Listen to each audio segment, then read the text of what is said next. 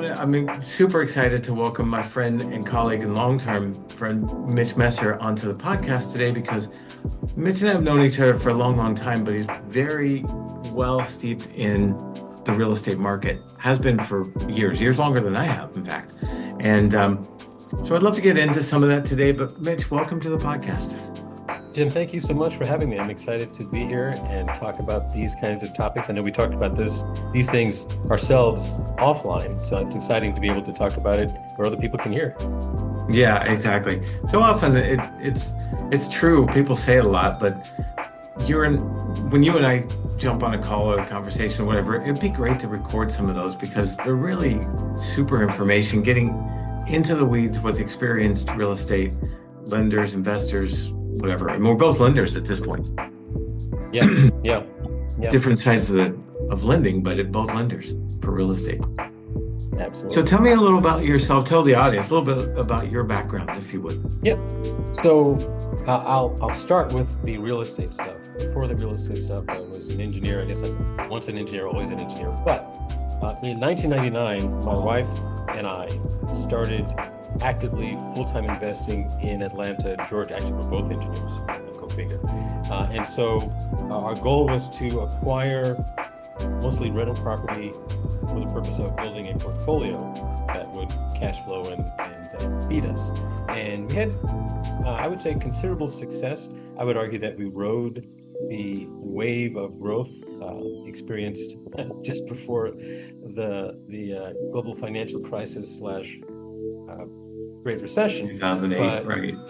But by the time we were, just before it hit, we were probably looking at about somewhere between $6 to $10 million in assets. It was percolating nicely.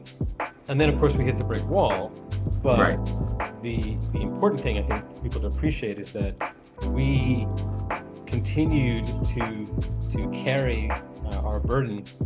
We learned our painful lesson in 2007 and 2008, and we continue to this day to be full-time investors. So I consider myself to be an investor, and I've seen at least a full cycle of real estate and investing, and I've seen the highs and the lows, and I greatly appreciate the importance of having strategic partners. When we were doing our real estate stuff 20-ish years ago or 15 years ago, we relied heavily on you to help us qualify our residents for financing. And so the way we met, as you of course know, is we would identify folks who claimed that they wanted to own a house. We would have them talk to you. You would help them, but you'd help us all figure out if they were actually going to have a shot at doing this. And then off we'd go to hopefully sell them that house and then move on to the next one. So it was important for me to appreciate more than just buy a house,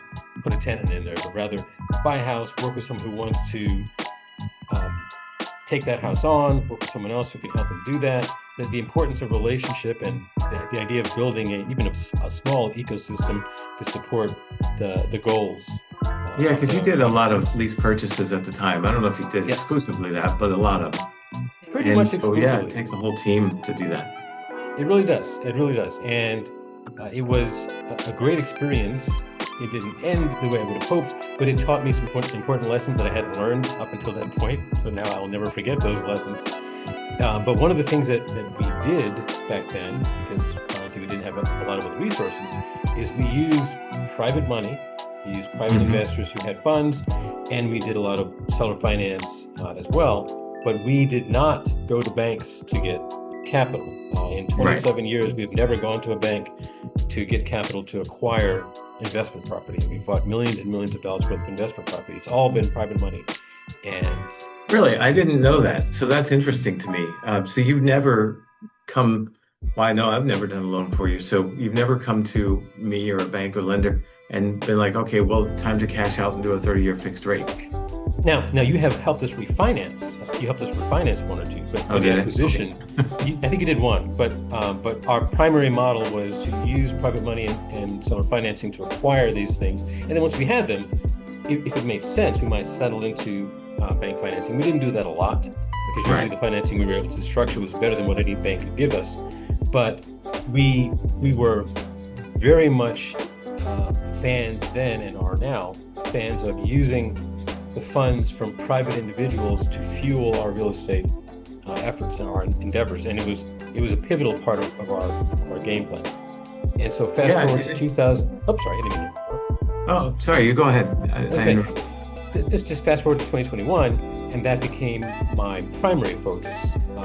Is helping other investors like us to get access to private funds to do more deals and to scale their operation. Because while private lending has been around for hundreds of years, I would say that most investors don't understand it or have a flawed understanding of how it works, which leaves them open to working with scammers and fake lenders and other folks who take advantage of their ignorance.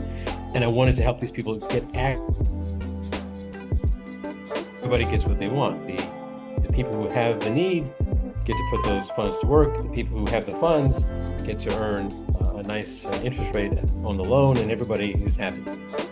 So that's what I love about what you're doing right now, because it's not just building your own portfolio of rental properties and like that, or disposing them or whatever, but you're putting the two sides together.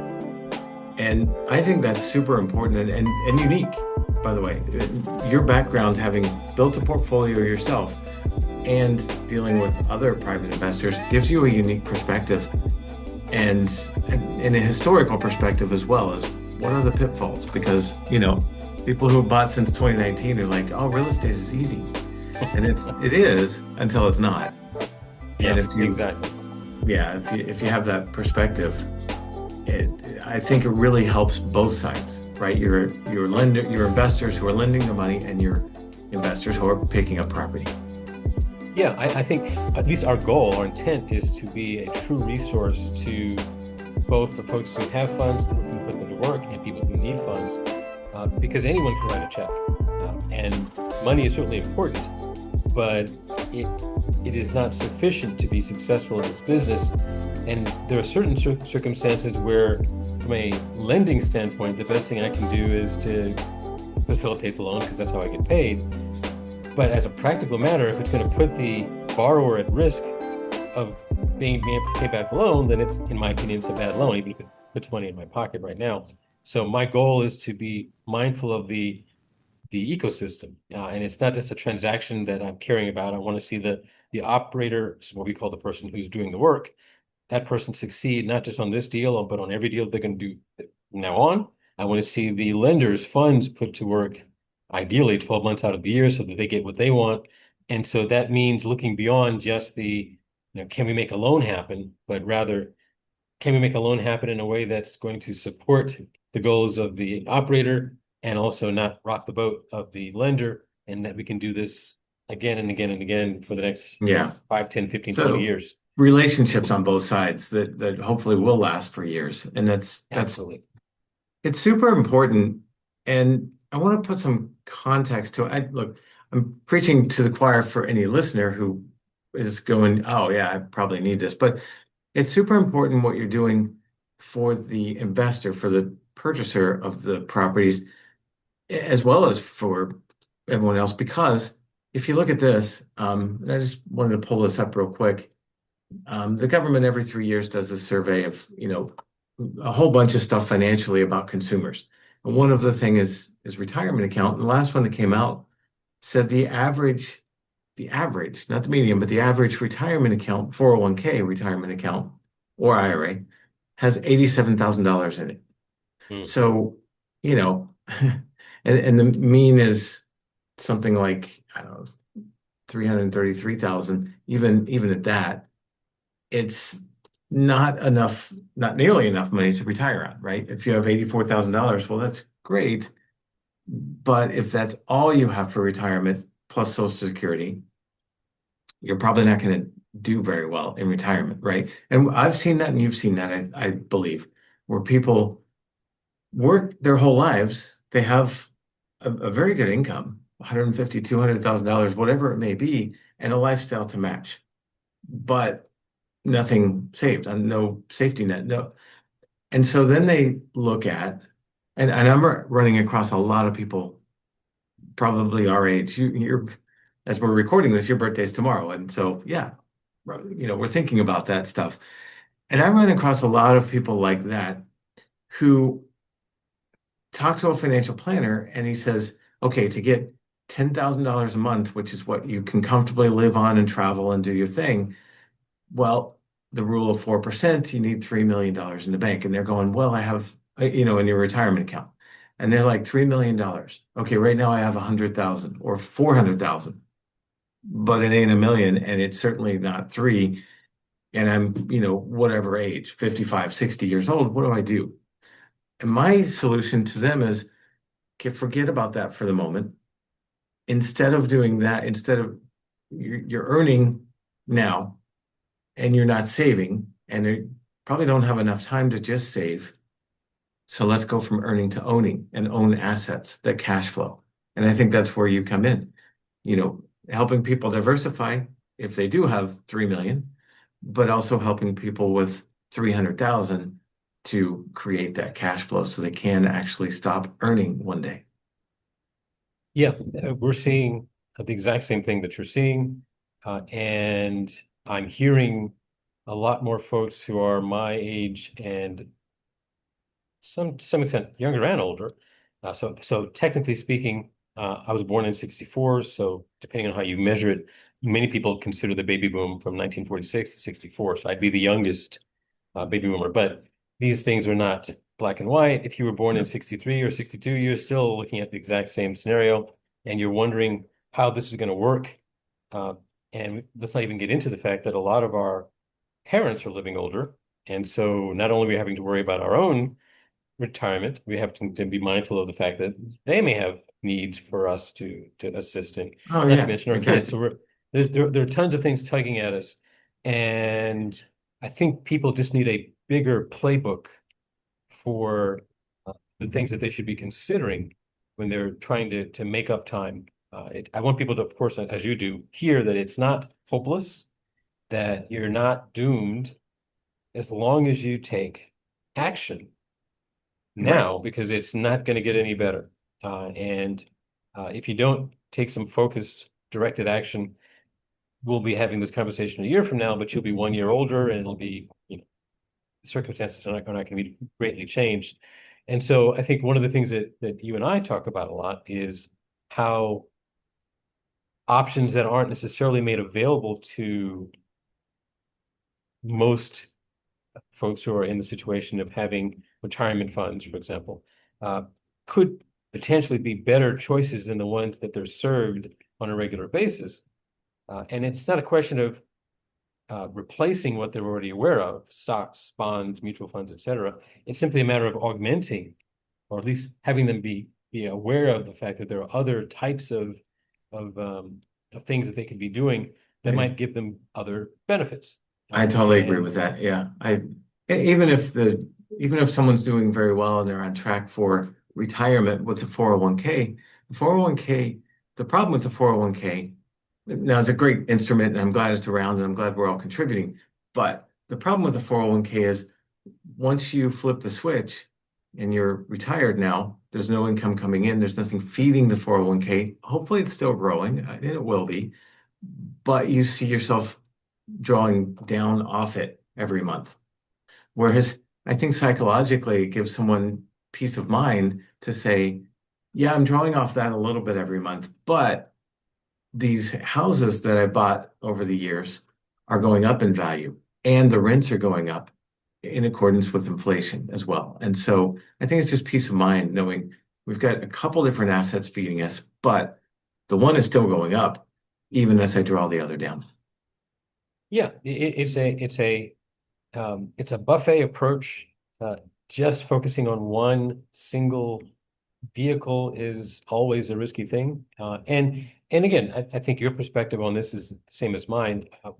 I'm not interested in convincing anybody or selling anybody. I just want people to be aware that these options exist because so many people aren't even aware that these things are even a possibility.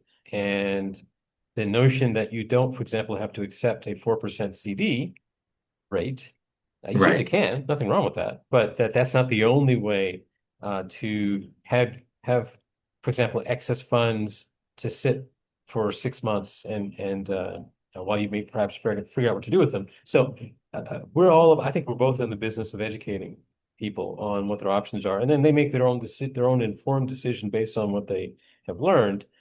But the That's interesting because I feel like you're going to the opposite side. And I was thinking of the investor picking up properties, fixing them up, keeping them as oh rentals, but you're going yeah, to the side of people who have cash. And to your point, instead of sitting it in a CD for 6 months or a money market earning 4%, why not earn 12% on very risk-free? Can you give a couple examples of people who have kind of opened their eyes and gone, oh, I like this actually? yeah. So I work with folks who have funds in a retirement account, typically a self-directed IRA. And many of them, honestly, used to be real estate folks. And they've reached an age where they don't want to do the work themselves. They don't want to be actively investing, but they do like the idea of fueling and funding the next generation of active investors. And so they come to me and they say, "Hey, Mitch, do you know any folks out there who are doing great things real estate wise who could use some funding from us to work on their projects?" And I'll say, yeah, I've got John Smith here. He and his wife are trying to acquire this property, and they would love to be able to borrow $150,000 for 6 months. They're happy to pay a fair interest rate, and they've got experience doing this before. They produce beautiful, affordable houses, so you can feel good about what you're having them work on, and they communicate even when it's challenging and perhaps unpleasant and uncomfortable, so that you won't, and they pay like clockwork, so you won't have to be worrying about how this is going to pan out for you. And so if I can identify John Smiths out there and people who have funds and help them uh, bridge the divide to make those loans, then someone who might normally, if they just gave their money to their or left their money in their bank, might earn a percent or two, or Right. if they committed for a 5-year CD, they might be able to get up to 4%. Can in 6 months, over the course of 6 months, they can have their funds put to work, have that $150,000 paying $1,500 a month for 6 months, and then they get their funds back in the end of 6 months. And now they've built a relationship with me and with John. So when John has another deal, John says, "Hey, can they do this again?" And we just then off we go. And so, and that's again, that's not the only model, but that's an example of how people can use their funds that Yeah. don't have a particular purpose. But here's the part I think that bridges what you're doing and what I'm doing is that, the secret sauce here, the opportunity here is that if John Smith is working deals in a market that I have an interest in, or in a market that I don't know anything about, but I'm seeing John Smith knocking it out of the park on a regular basis, at some point, after maybe a 2 or 3 loans, I might go to John Smith and say, "Hey, John, how about we work on this? How about we partner? How about we do what we call a Yeah. joint venture? And maybe you go out and find a property, but instead of me being your lender, I'll be your partner. And instead of just getting interest, we'll split the equity in such a way that I get a piece and you get a piece. And now we've got this income generating asset that we're both getting benefit from. And I'm Yeah. not doing this with a stranger. I've done 2 or 3 deals with you. I know how you operate. You know how I operate. And so there's a bit of a relationship there. We're building the foundation of trust. But I wouldn't want to do that with someone that I didn't have this track record with. So I Yeah. honestly see the loans as the on-ramp to doing what the goal is, which is to start doing deals both bigger and more of them that do produce the kind of cash flow that helps people retire. But it No, I doesn't love put that. the full burden on me to find new markets and do the actual work. I can let someone else do that, and then I can my pick the winners and then Yeah. throw in with them. I actually love that. So you're a real estate matchmaker between those who have funds, those who don't. And it's amazing where anytime we put ourselves out there in something new and dig in and really learn it, do it well and communicate, to your point, communicate a lot, other opportunities are just going to present themselves, Yeah, like a joint venture or who knows what. I mean, your yeah, own story is one. I mean, you started, you earned a good living as an engineer, then put that toward some real estate. did that, and now you've got this whole burgeoning business of basically a real estate matchmaker between those who have funds and those who need funds and those who and seeing where that can go. I can't wait to see in 5 years how many joint ventures have spawned from that, but also where you end up, because I think it's going to be a completely different level as well. I think it'll be enjoyable. I love what I do. I love getting an opportunity to work with both the folks who need the funds and the folks who have the funds. But I love the fact that there is there are plenty of places that this can go. We're not constrained. We're only constrained by imagination. There's a longstanding need for affordable housing throughout the U.S., so that's not going to go away anytime Right. soon. And there are tons of assets that need to be renovated. There's tons of raw land that needs to be developed. I mean, it's pretty much a blue sky opportunity here.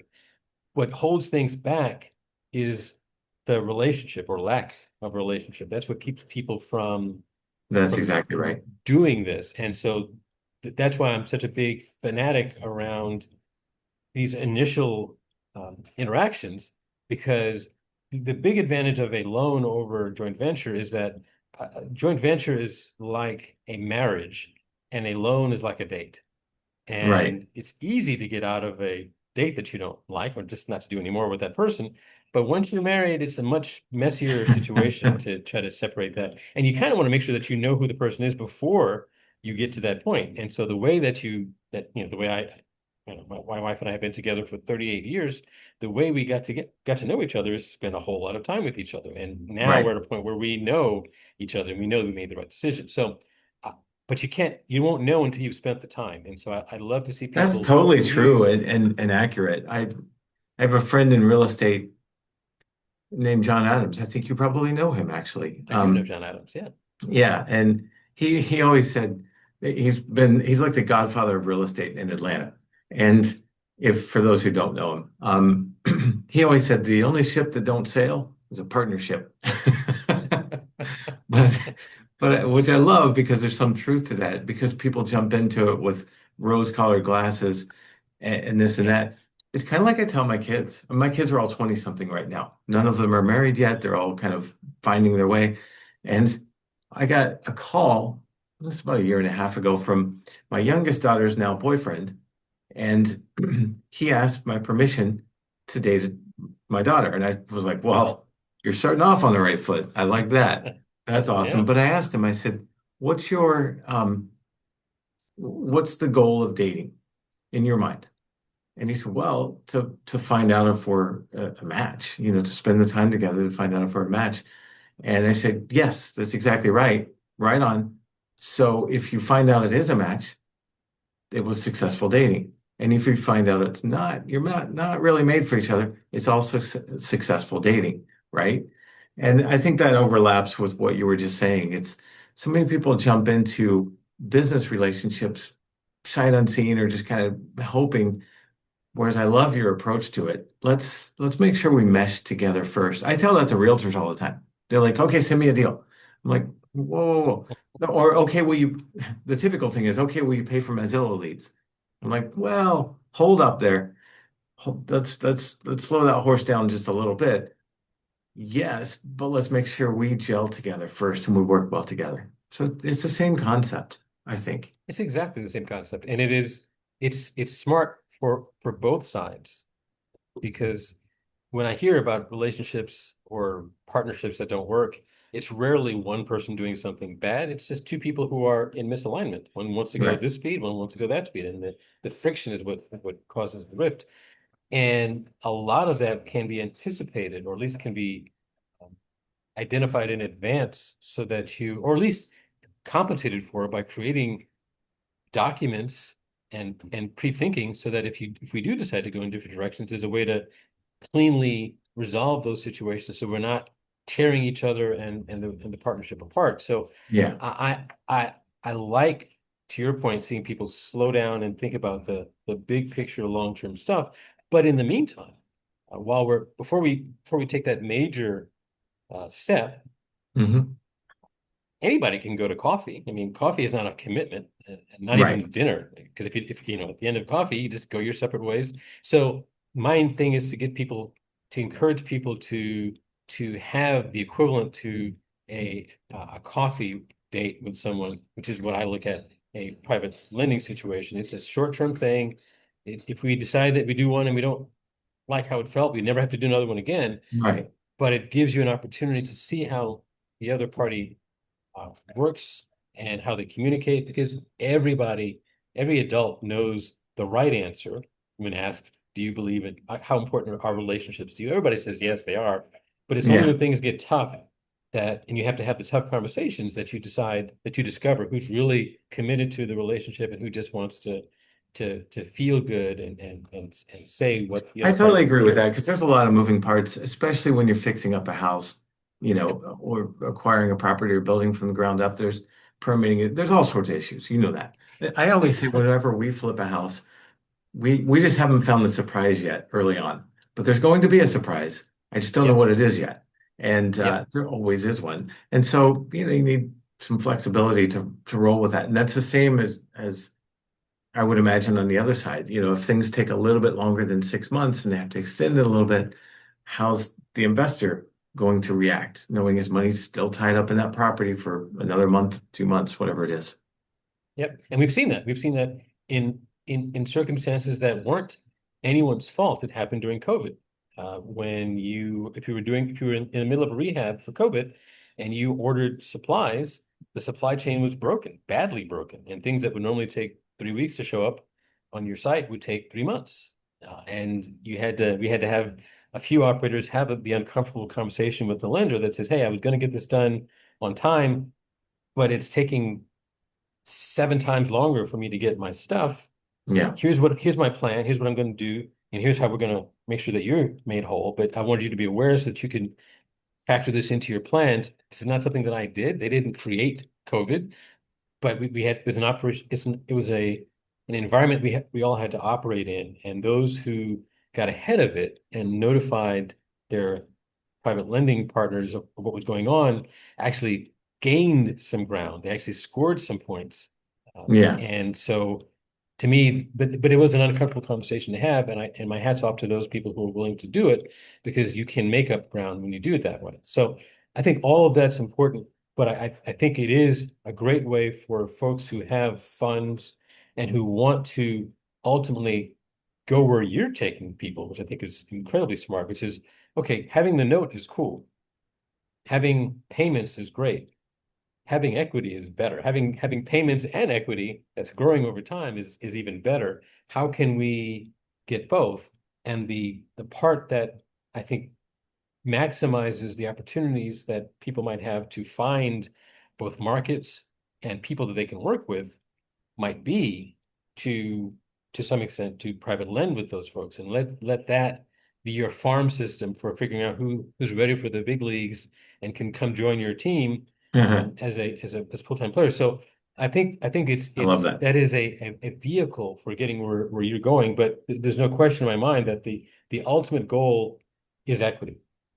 And to your point before about the $3 million and 4%, that's true if your investment is in what, government bonds, Right. and you're getting, a risk-free uh, rate of return, or effectively risk-free rate of return. And so, it's not that great. But if you've got equity that's linked to inflation, and you've got rents, for example, that are tied to inflation, then you're in a much, much different situation, and you probably don't need millions and millions of dollars to do pretty well for Right. yourself. And that's a lot more accessible for a lot of people. And the irony is that there's a ton of folks out there who have the skills. They just Hmm. need the capital. They need to find people like these people so that they can, as badly as these boomers need to put their funds to work, there are tons of really quality operators out there who need to find people like that so that they can partner. So it's That's it. and both group thinks the other group is a myth. When I talk to people who have money, they go, "Why would anyone do all this hard work and just, let me just pay me an interest rate?" And when I talk to the people who have the projects, they go, "Why would anyone give me access to their money and just accept?" a percent a month in interest. I'm like, trust me, they exist. Yeah. Let's just do a few, and you see for yourself, and then off we go. So I think that is I think having the tools in your toolkit and the people on your by your side to help you go from just, okay, I'm doing a loan, to I'm looking for deal opportunities, because you're going to find both. I mean, and a good operator is going to come across Yeah. dozens of deals, and Yeah. only a That's handful exactly might right. be Deals good are on private everywhere if loans. you know where to There, look. deals everywhere.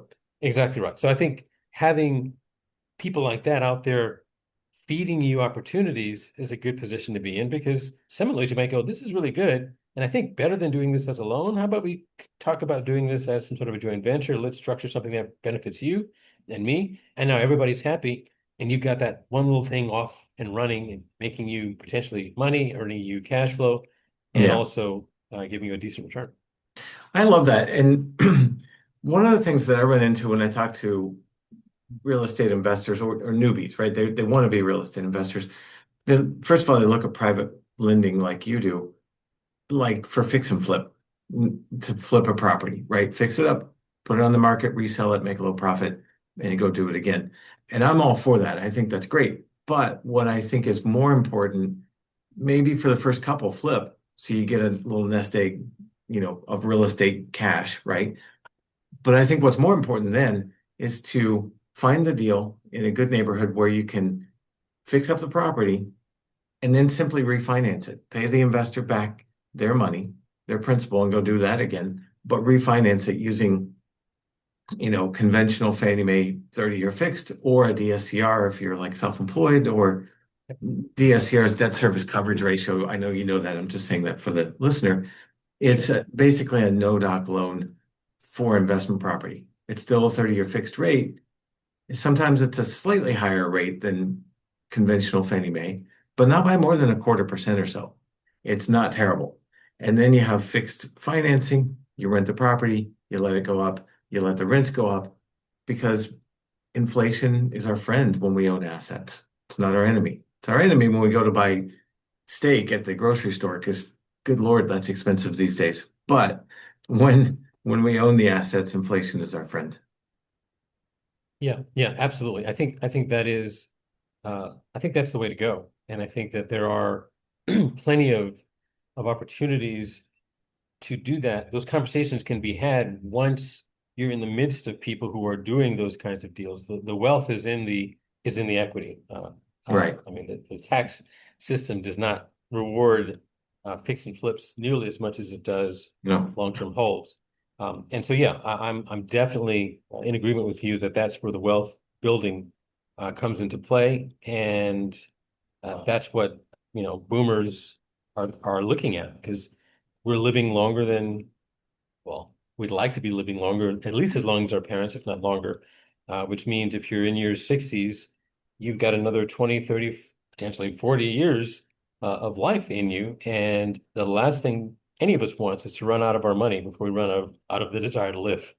Yeah, So, and that's why I love real estate. It's not the only thing. I mean, some people want to buy a business and some people want to, there's various different things. But for those who want real estate as at least part of their portfolio, to eventually stop earning and just simply own, I love it because it keeps going with you, right? Rents keep going up with inflation, and inflation isn't going to stop anytime soon because the Federal Reserve says it's not, and they're controlling it. 2% is the target. But whatever inflation is, that's your friend if you own the asset, because the asset goes up in value with time, and the rents go up in value commensurate with that as well. So it keeps up with inflation instead of, in money in a CD is great, but sometimes it doesn't even keep up with inflation. yeah, yeah. So Um, Completely agree. The traditional strategies that people are accustomed to doing, stocks, bonds, CDs, as well as new options that may or may not be ideal for someone who has to have the money when they need it, like Bitcoin and such, right. are there. They exist. I'm not denying that they exist, but I think we can all agree that the notion of owning a piece of land and making some money off of it is baked into the DNA of this country Yeah. and pretty much every country. They say most major fortunes have their basis in real estate, majority of them. And there's a reason for Hmm. that. And so I think it's at least worth people considering not just how they can do it, but how they can start. Because it can be a little intimidating and scary to go straight from never done anything to, okay, now I've got this property that I'm responsible for. And that's why, my example about the private lending, it's not the only on-ramp, but it is a nice gradual on-ramp that lets you get comfortable with both the concept and the asset, the house or houses, Yeah. and the players, the partners, the potential partners out there, and just decide whose stories you like. And you don't have to make any commitments, but while you're biding your time, you're still earning money as a lender. As a lender, Uh, right? and Exactly. you get to pick whose stories compel you the most to hear more, and you can approach it at whatever pace you want.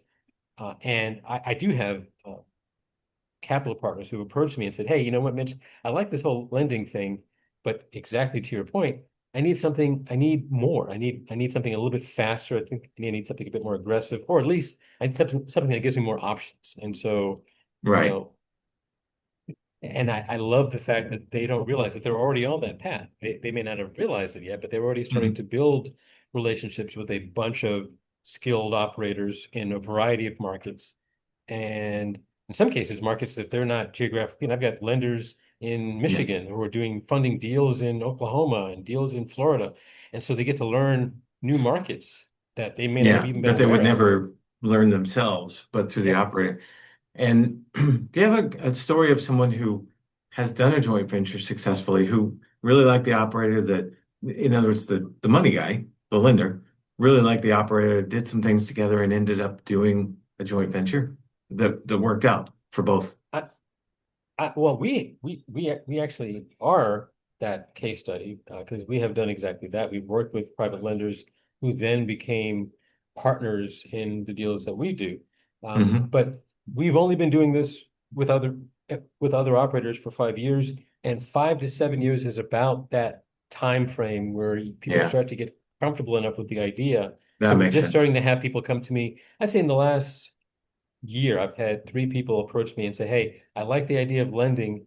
Can we talk about the next level?" And I've Yeah. said, I'm so glad you brought that up because that's kind of where I wanted to be. But it has to be, I want them to lead that conversation because I don't want them to feel like I'm pushing them to do something.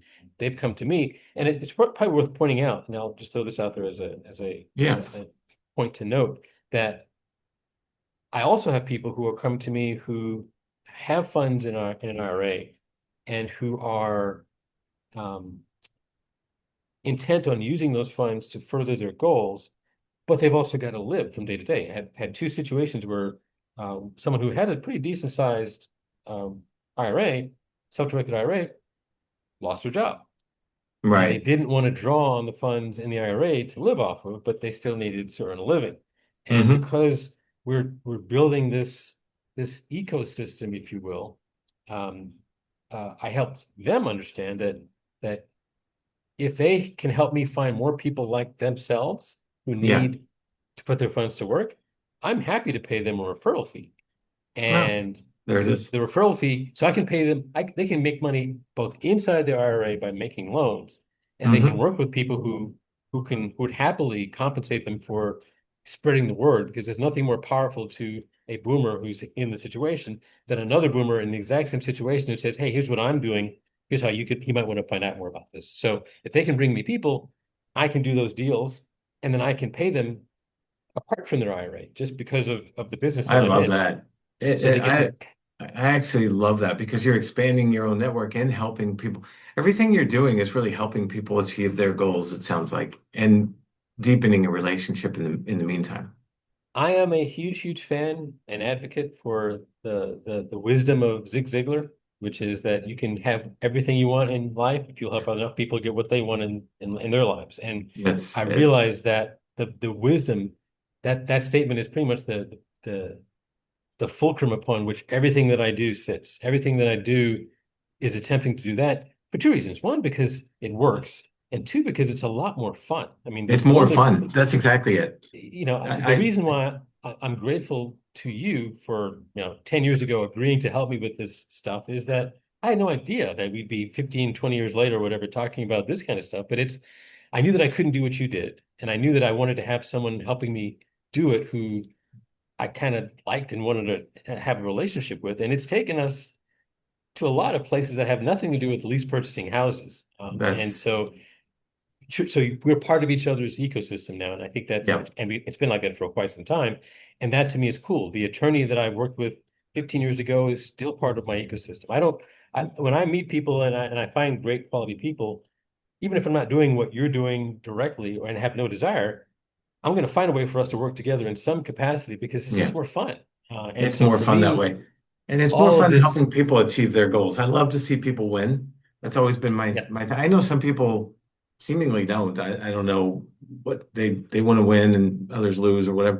I love seeing people win because there's enough, the pie is big enough for all of us, you know? And I think you are the same way. And so you tend to probably attract people who are the same way, both lenders and real estate investors, which makes it I fun think for everyone. I think it expands the pie for everybody. And so I don't worry about, well, how am I going to make money off of this? I figure if I'm doing cool stuff with people that I like and respect, who are good at what they do, the money will follow, and it typically has. It's never, and Yeah. even if it's not, it'll be fun while we're doing whatever we're doing. So Yeah. I mean, I'm at an age now where I'm not planning to change. It's worked pretty well for me so far. I think I'm gonna ride this plan out. But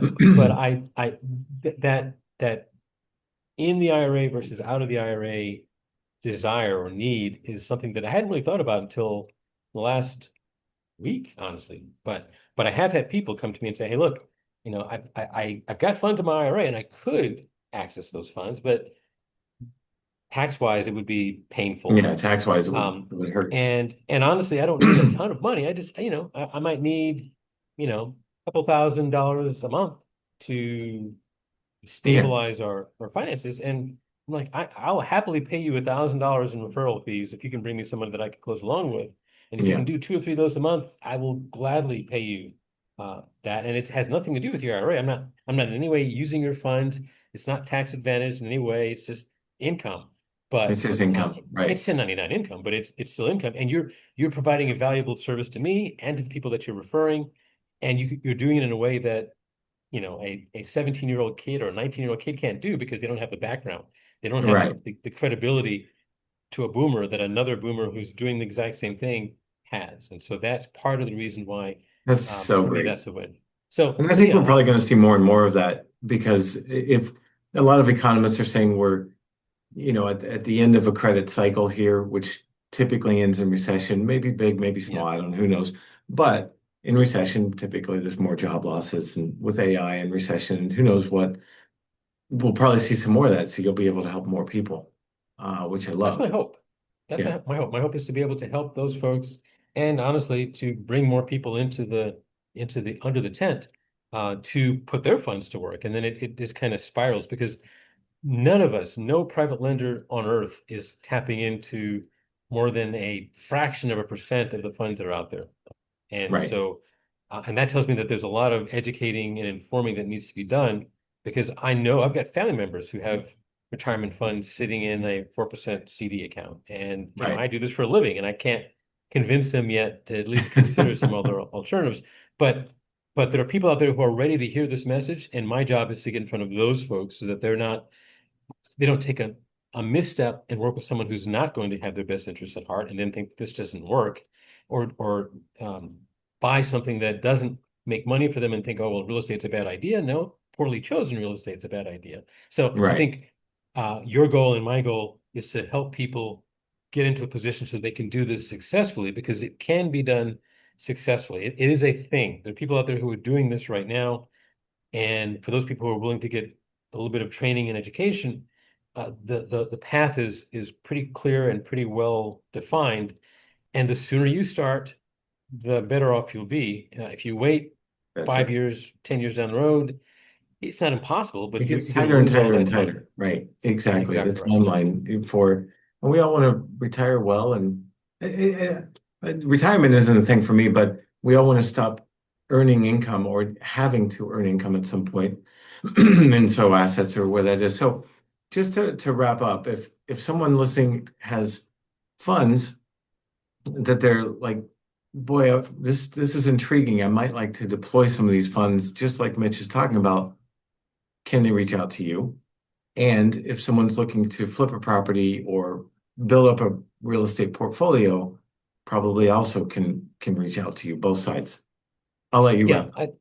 Well, so, and you might decide to edit this later, so I'll just say it, and then you can decide if you want to keep it in or not. Okay. And I don't know if I shared this with you, but next week so Monique and I have decided to do a series of webinars over the next several months, specifically on how to get people prepared to think about making private loans. So it's really not so much how to be a private lender, but what the framework should be for considering a private loan, because I Hmm. know a lot of people are getting approached by, their nephew, their son, their daughter about opportunities, and they're not equipped to make the decision. And so they make it based on, well, I love my son, so I'll do the deal. And you and I both know that that rarely ends well No. for either party, which is the catastrophe. So our intent is to spend a couple of nights next week helping people give people that framework. And so that for anyone who's expressing an interest in at least thinking about this, then they might consider that Yeah. session. The community, Unfundable AF community that I've built was intended for the exact issue, the goal of helping people who are let's just say private money or private lending curious to get closer to it without a sales pitch at their own pace, surrounded by a community of people who are doing this exact same thing. So it's full of Yeah. people who are lending their own money and who are borrowing other people's money so they can interact with these people and ask them the hard questions outside of the spotlight and the microphones and up and the stage, away from all of that, so they could get the honest answer. And I don't gatekeep that at all. It's not like everybody that joins this community has to do a deal with me. They may never do a deal with me, but I at least want them to understand what's possible with private lending, because I think it's a wonderful tool. So my I love that. recommendation for people to if they're curious about it is to find me on LinkedIn. Um, and I'm happy to invite them to take a look at the community. They can actually join the community for 7 days at no cost and see if it's for them. And if they jump in and they like it, they can stay for a whopping $27 a month. And if they jump in and they hate it, then no harm done. They don't pay me a penny.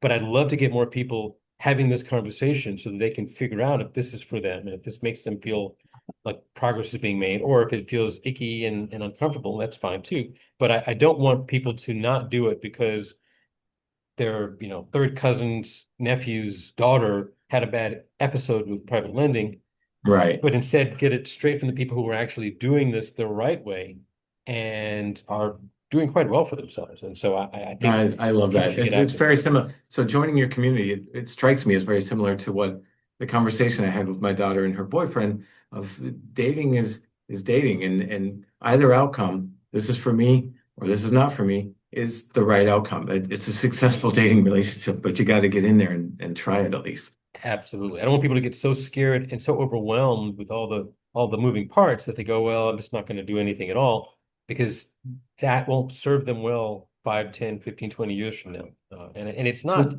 insurmountable. so yeah, so just to wrap, where can people find you? We'll put a link to the school community down below the video. Awesome. Where Awesome. where do people reach out? People can reach out to me. My favorite place, I know it dates me, but my favorite place is probably LinkedIn. I have a growing but fledgling presence on TikTok. So if you're committed to TikTok, you can find me there. I think I'm the real Mitch Dancing on Messer there. TikTok. Yeah, no dancing yet, but at least I'm there. I don't have a Facebook account. It got hacked like 2 years ago, and I haven't been able to get back in there. So my recommendation would be LinkedIn. I'm on Instagram, but not as much. And um, So if LinkedIn people is the reach best out to place, me, probably. Yeah. I think so. I think it's the best place. And it also gives people an opportunity to kind of see a little bit of my background and my content and my history. The reason why I'm a big fan of LinkedIn, and frankly, I know I don't want to run too far over, but the reason why I check out people who approach me both as lenders and as borrowers first on LinkedIn is because it's harder to fake LinkedIn. Yeah. Because my dog, if I had a dog, could have a Facebook account or an Instagram account. The checking that's done to verify the validity of the person is minimal. But on LinkedIn, my validity comes from, not surprisingly, the important thing to me, my network. It's who Right. knows me, not just me. And if I'm not connected to anybody, if I claim I went to MIT and nobody at Right. MIT knows who I am, then maybe I didn't go to MIT. And so you can see who I'm connected to if you connect with me, and you can figure out how to approach me and say, "Oh, hey Mitch, hey Jim, hey, do you know this Mitch Messer guy? Have you ever heard about this guy? We connected on LinkedIn." And Jim will give you the scoop. So I like that, and I use that as a vehicle for vetting people come into my life because I don't want to waste my time with people who aren't who they say they are, or who are trying to scam people, or be present Yeah, themselves as something that they're not. I But totally get yes, it. Well, Mitch, that's awesome information. I love that you're the matchmaker for real estate, and real estate becomes something different, a different vehicle to build wealth if you have the funds, and to build wealth if you need cash flow. And you're doing both sides of it and connecting people really well in a long-term relationship, which I love. So thanks for coming on the pod. no, thanks for having me. I enjoyed it, as I always do talking to you. And happy birthday, by the way. Well, thank you. Thank you.